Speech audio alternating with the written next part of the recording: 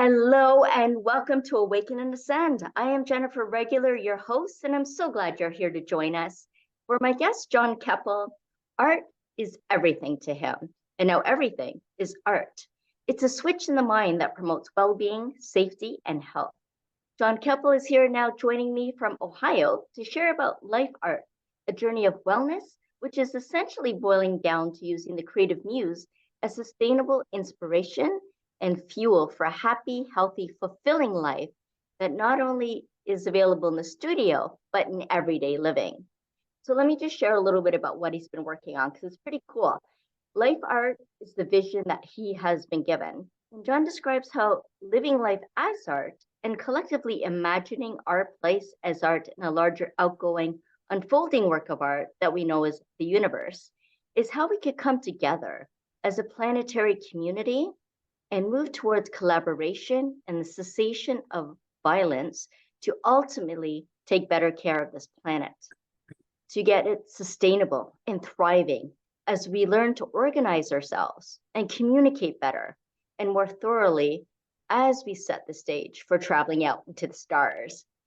Jon holds a Bachelor of Fine Art from The Ohio State University, where he graduated Magna Cum Laude with distinction, and a Master of Library and Information Science from Kent State University, with a focus on adult services as the context of public libraries through the lens of living life as art.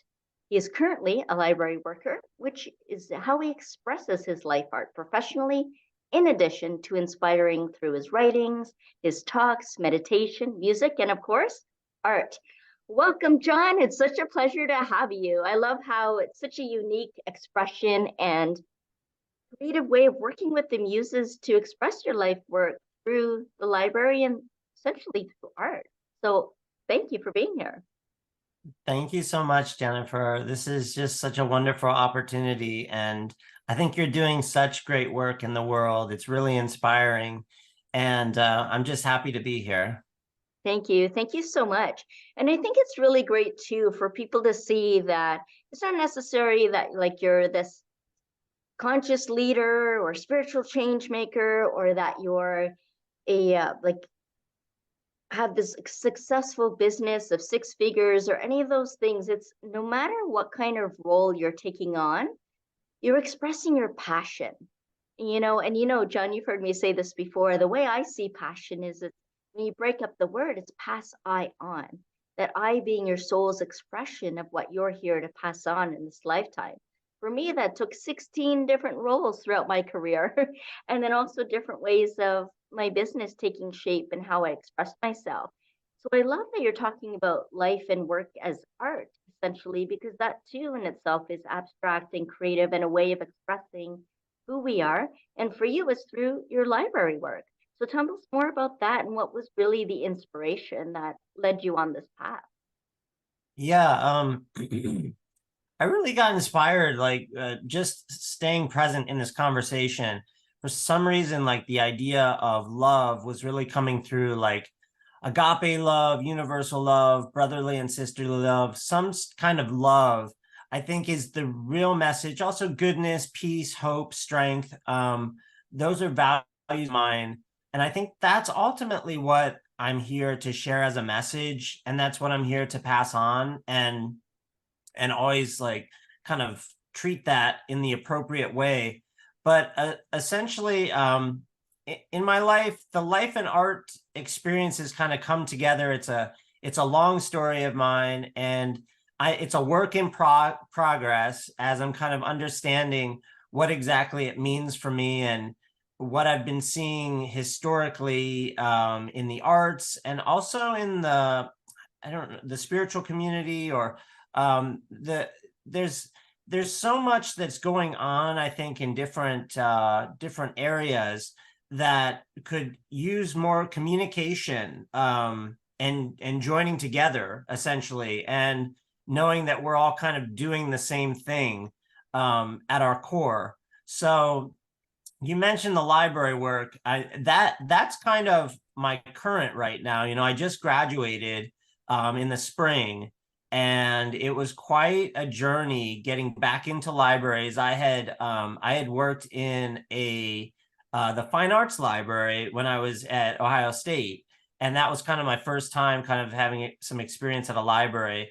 And then fast forward quite a bit, and I just found myself gravitating back towards libraries and really just felt welcomed there and started to kind of feel welcomed in my own skin again and feeling like I was in the right place and it was the right timing and I could be myself authentically. And in my experience, and that's what the life art is about for me as well, is just I'm able to serve in a whole new way. And I know this won't, like, these words won't speak to everyone. These terms, I think that's why I kind of led with that idea of love.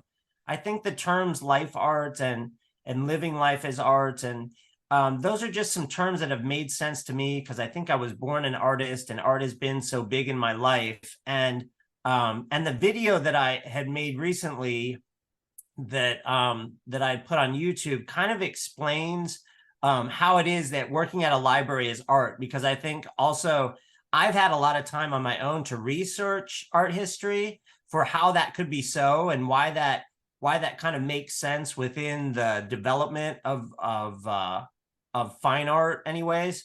But not everybody has had the time or the interest to do that research. So that most recent video has kind of explained that, and it kind of culminates in how, like, I'm going into looking for positions as a librarian now and continuing that journey. So I hope that answered your question. That's kind of like just the beginning of this whole journey that I'm on and all of this research and life practice that I do. And for some reason, libraries just really work for me. It's just a great fit, but life art could really be anything.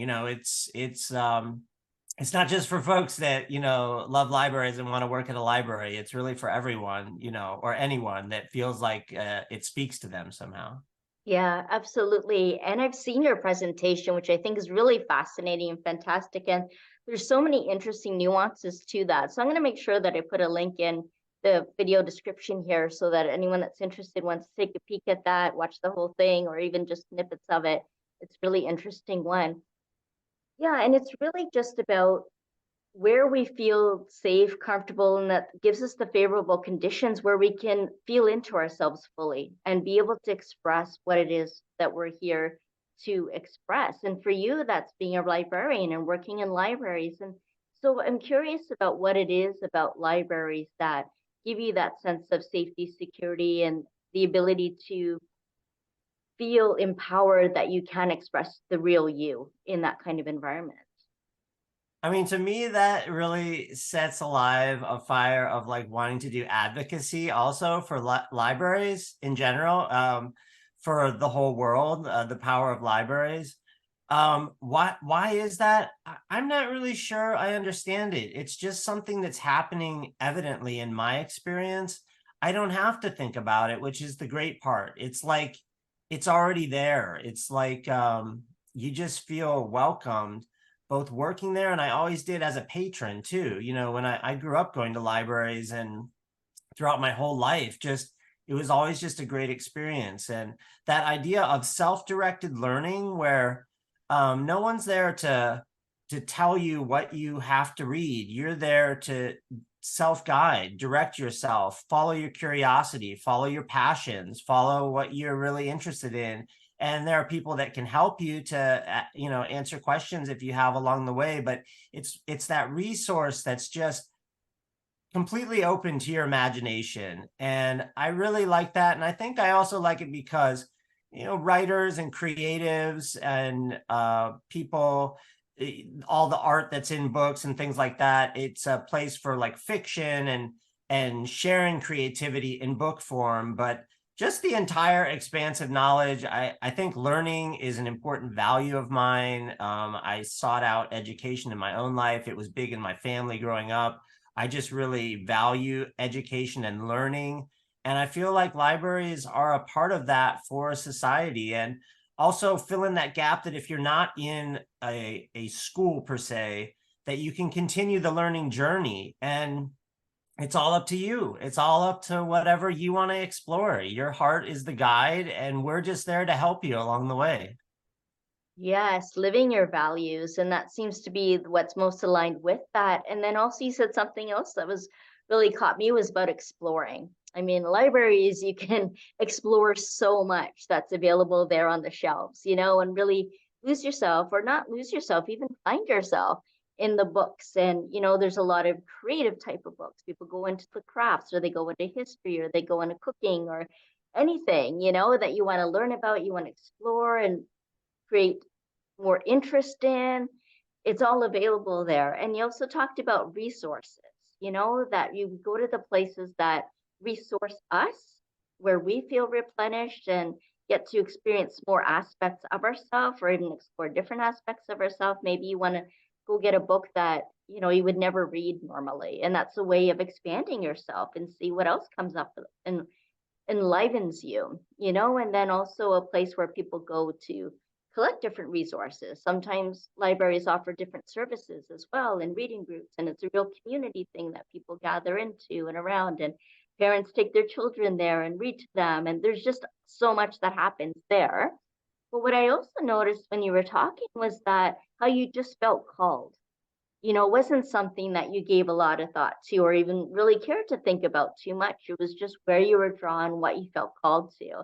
And I find that's really where we get to thrive, isn't it? It's not where we struggle to survive. Oh, I got to get a job and I got to do this. We try to force in these conditions that we think are going to give us what we want when actually we can just take a moment and see what draws us, what inspires us, and then take action more towards that. And then find that we end up exactly where we need to be, doing what we need to be doing.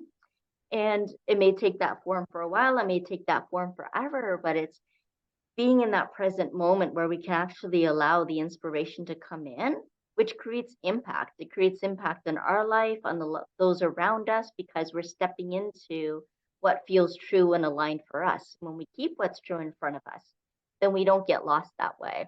So I love that how you said, well, I didn't really just think about it. That's just where I always went, all through my life, and that's where I ended up. So I think that's pretty awesome. And I'm curious about even the broader view of that outside of the library. You talked about the universe and you talked about the stars and how it actually connects to creativity and well-being and all of those other kind of expansive life qualities that we're trying to cultivate. So tell us a little bit about how that all weaves in.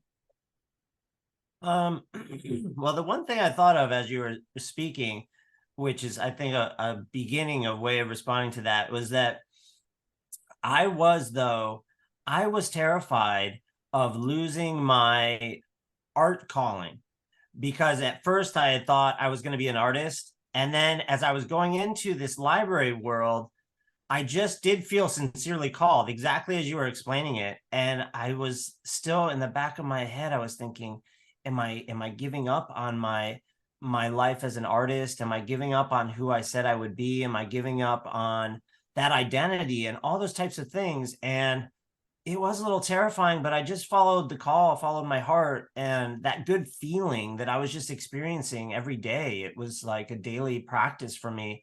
So I went through it, and that was probably maybe 4 years ago or something like that. And that was really part of the genesis or the birth of life art in my own understanding. The term's been around a little bit here and there, and I've tried to research and see who's used it, but that's when I really kind of knew it for myself, that through that process, that portal or that gateway, that like becoming a library worker, even before now, because I'm still on my journey to become a librarian fully, but everyone working at libraries is that everyone makes it happen together. And so like just being a library worker itself was like this transformative process where I think I felt like the love of the universe, to be honest with you, if it's kind of like in that terms of the universe. I just felt that agape love, that universal love, that has gone by many different names and different practices and throughout history and so forth and so on. But it just made sense to me, kind of like I said earlier, that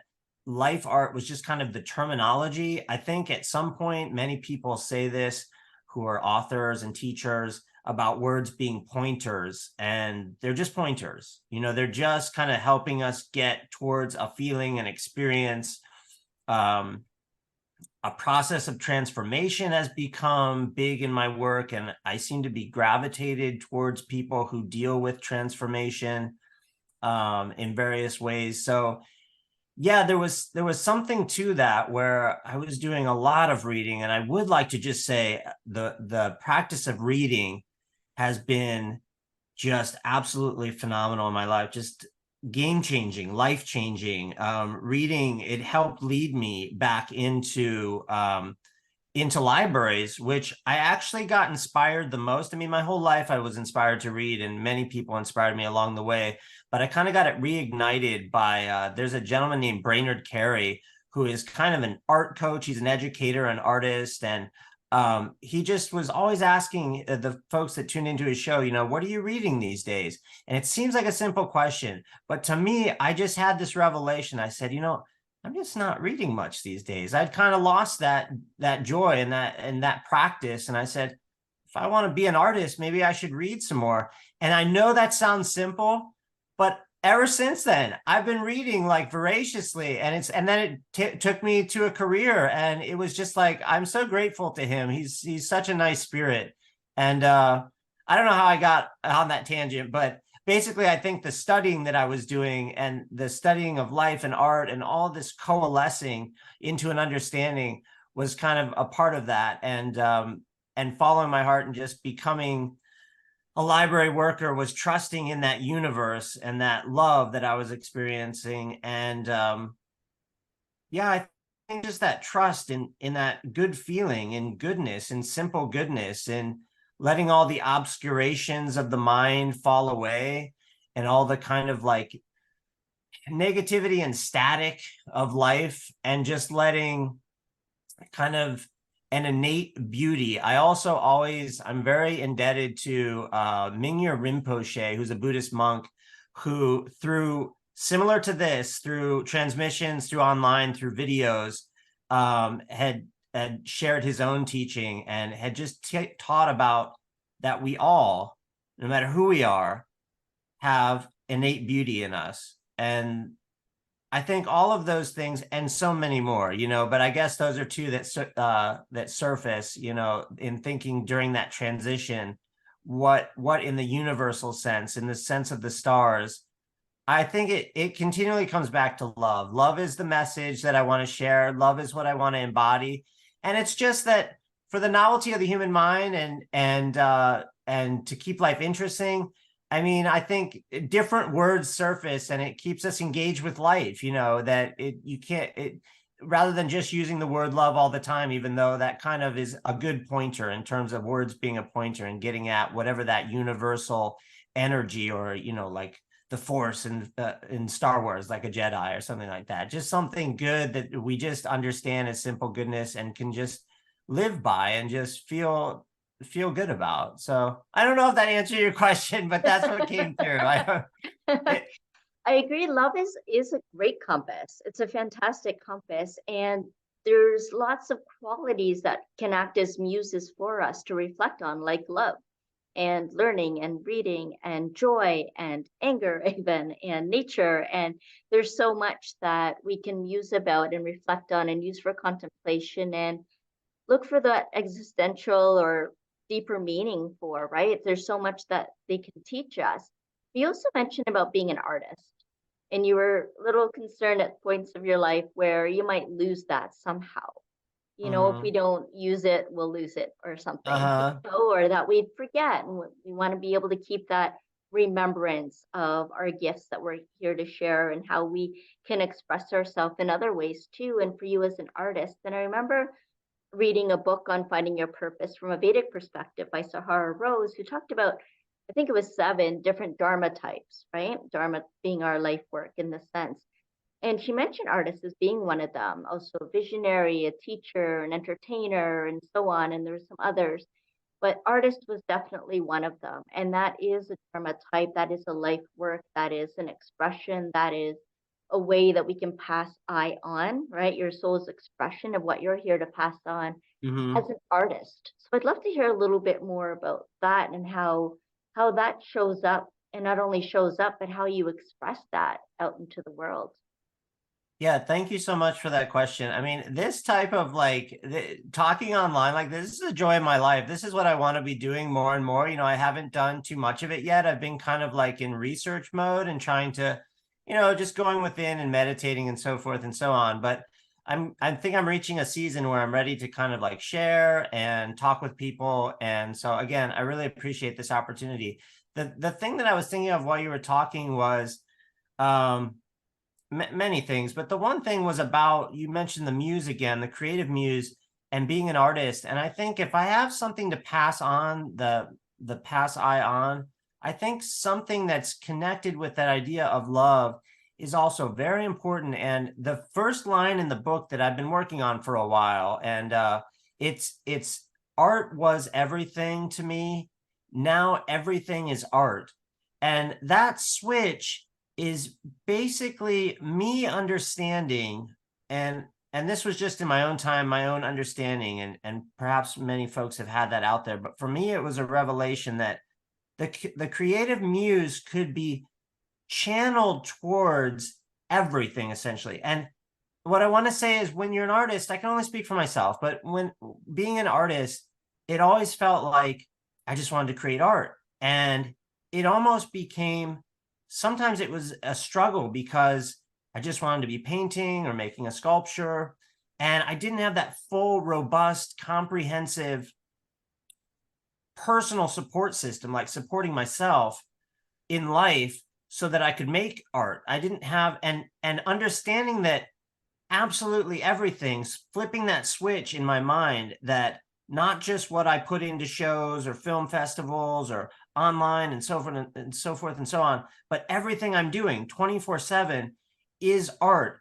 That some people think that makes the word art meaningless, and I don't agree with that. My experience that I can attest to is that it was so healthy, so mentally healthy for me. Once I established, and I will say, just to clarify, make sure that you're coming from a place of love and goodness and positivity, that once I had that illumination, it allowed my natural art mind to serve me in living a fulfilling, happy, vital, functional life, where if I chose to, I could create what I call conventional art or art for exhibition when I want to, and I could continue to put art into exhibitions, and I could continue to write books and make music. But it was then that all of this art muse, whatever the muse is, which I don't think anyone really knows what that is, but that energy, that flow state, if you can learn, and that's kind of what my work has been to do, and I'll try not to go on and on, but that's kind of where the work begins for me in terms of life art and wanting to maybe go on to research things, because I've experienced over several years now, after having that revelation and starting to meditate, that I've kind of created for myself where that muse is coming through all the time. And it's just, I'm channeling it towards actions in the world, and like getting a job at as a librarian, that, and getting through my schooling, which was a lot for me personally, living life as art and realizing, hey, when it's getting stressful, when it's going on and on, or the paper is long, or the due date's coming up, like having it be art just made it was already something I related to. It was already that I could draw on energy, that art mindedness, which before would kind of sometimes feel like it was making it be a little bit of a challenge for me, because I couldn't exactly identify with these kind of like life processes or just functioning in the world. Whereas once it was all art, then, oh my gosh, I'm the lucky person. Everything is art. Like, I'm an artist. I'm connected. You know what I mean? And then it just made sense. Yes. It was like, oh. Yeah. So yeah, for me, that really worked out. And again, it won't be something that everyone exactly identifies with, but I think that's a part of my pass I on, and that's why I've been writing the book, and that's why I do the video and do these conversations, is that I think there's something in there that for some people it's exactly what they need to hear. Almost sometimes people call themselves permission givers. I do think people like that do help other people out, like healed people heal people. It's just like a good energy, and you kind of allow people to realize on their own how they already have the magic within them, and they have the answer and the solution, and it's just themselves ultimately that that they're going to realize and really illuminate in their own experience. So yeah. Love it, love it, love it. And so, Jon, if people want to see and experience your arts and your expression of art and creativity and that YouTube presentation that you mentioned, where can they go for that? How can they connect with you? Yeah, so probably the best way to connect, my website has a lot of information on it. It has some of those meditations that I've created, some talks, and many other resources. So my website is just www.jonkeppel.com. It's JONKEPPEL.com. And then the talk that I put on YouTube, and it's on some other resources that I make available, but I think YouTube is probably the easiest. The title of it, I guess searching by title, it's Art as Life and Its Influences, a Proposition for Life Art. So if you search that on YouTube, you should see it's on my channel, and it says presented by me as well, just so you know you got the right one. Fantastic. We'll make that real easy for everyone too. And we'll put those links in the show notes just down below this video. And you'll be able to click into those and find them there. And if it doesn't work for you to click it, then just copy and paste it into your browser. And more about me on my website, which is lightingthepath.ca. I have different programs. And of course, as always, I give you a gift for a guide to living your passion and purpose. Guide to living your passion and purpose right in there in the video description as well. Jon, do you have any final words for the audience today? I just want to share the message of love again. Just love, universal, agape, brotherly, and sisterly love, and loving yourself. Loving yourself. Beautiful. Infinite love and gratitude to you, Jon, and for everyone watching on Awaken and Ascend today. I'm so glad that you joined us, and we hope to see you again next week. Bye for now.